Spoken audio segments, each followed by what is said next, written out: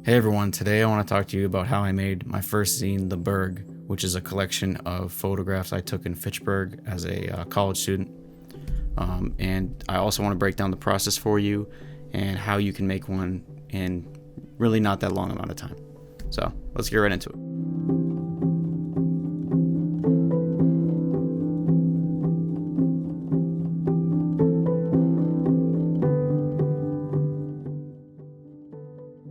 All right, so the book here is about 56 pages. I went with a landscape. It's about letter size. I think it's about A3. I did this because the photos I took over this period of time were mostly shot on 35mm. I used this camera right here, Nikon FE. For the early photos, I used a Pentax 6 K1000. My bad. But most of my photos I shoot about urban landscapes, so I shoot landscape style. But recently, I picked up a larger camera right here. I have the Fuji 6.9 II, and this shoots a big 6x9 centimeter negative. But what the interesting thing about this camera is it has the similar aspect ratio to the FE. It's about 3:2 aspect ratio. So they actually match really nicely, even though the resolution on these is a lot bigger and you get that 120 film look. But in terms of this project was something that came about in the last year where I always had the idea for it in the back of my head, but I actually just pulled the trigger on it this year, which is when I was in Fitchburg as a film student. I had a lot of downtime outside of shoots and electives and stuff like that. So I picked up photography while I was there on my own, and I self-taught it to myself. I picked up film photography in particular. So I started shooting with black and white film, Ilford, HP5, Kodak 400, Tri-X, and then eventually I moved into color. I shot a lot of Fuji Superia, Kodak Gold, Kodak Ultramax, the cheaper stocks.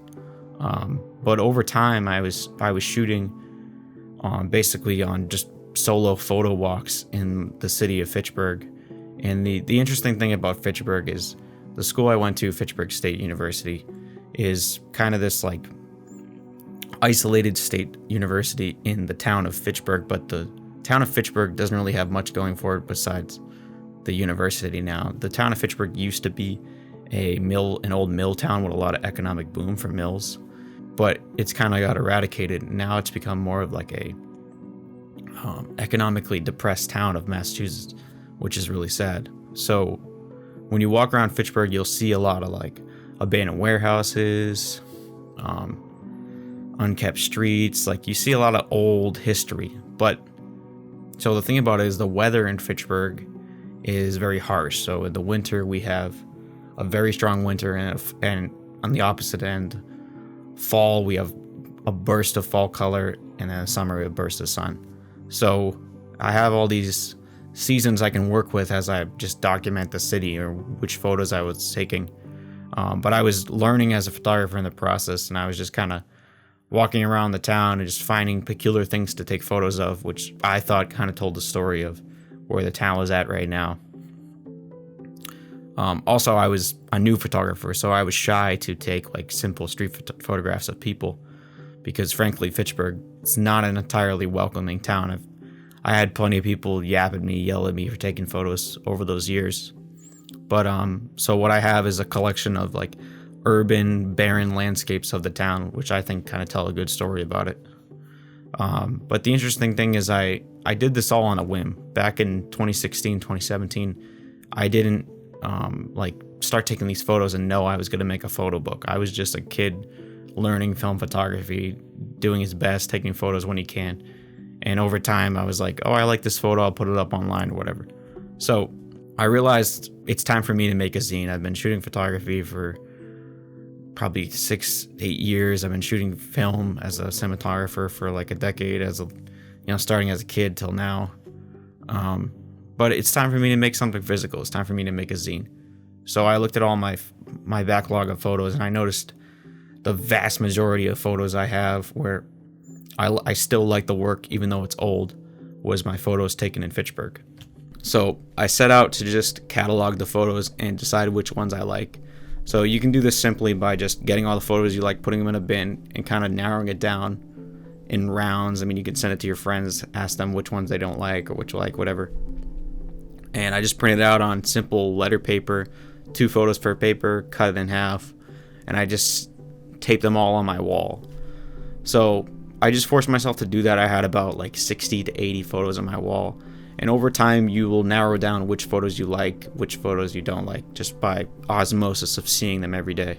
But yeah, I'd recommend just taking a deep look at all the photos you've taken, whether it's a specific topic. Let's say you have a location in your hometown or elsewhere where you've taken a lot of photos and they all kind of fall into the same genre or story of a specific thing.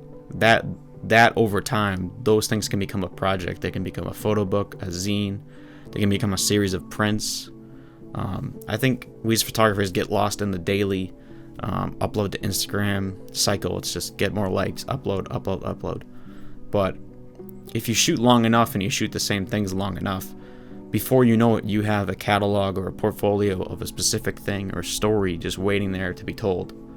And that's where the sequencing comes in. So when you sequence out the images, it's really interesting because you have 2 pages on the book. Of course, you got your left page and your right page, and whichever photos you put next to each other tells a different story, basically.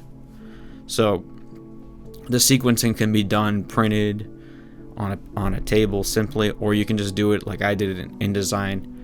I watched a video by Nick Exposed. It's a wonderful video. I'll link it below. It's just a 40-minute video on how to sequence out a zine in InDesign, which I think most people can learn who have Creative Cloud. It doesn't take long. So it took me about a month or 2 to, slowly sequence out the zine and design it. But I hit a bump in the road where I realized I only had about 30 images that I really loved from my time at school, my older images. So I realized in order to complete this project, I need to return to the city and take photos currently. So back in September, I returned to Fitchburg, of course during the lockdown, so it was pretty much a barren town anyway. And I noticed my images were similar but different, which was great for the book for me. So I was taking images of slightly different things, and they were told differently, but they were still related to the older images. So I think those really worked. So that told me clearly that I need to structure this book on a chapter basis. So I went for a year route. So I have like 2016, which is me starting in photography, which is all black and white, and I have 2017, which is me getting into color photography, and then that slowly changes all the way up to now, which is 2020, which is me returning there with a larger camera and a different format. And I actually returned there and approached it differently exposure wise. I picked up one of these spot meters, these Pentax spot meters. I actually utilized the zone system and went for more like precise landscape types of photography for some of those images. I'd love to talk about this meter in another video, so I can really break down the zone system for you guys. But yeah, key takeaways for me in the process was I realized how fulfilling it is to make a physical finished work. So you honestly should just do it. If you've been taking photos for like 4 or 5 years and you're in that intermediate going on like advanced phase where you're starting to feel like, do you have a story to tell besides just uploading photos here and there? I think that's when you should like take a deep look at your archive and decide like, is there a project here? Is there a specific place I tend to take photos at? A specific subject, something like that.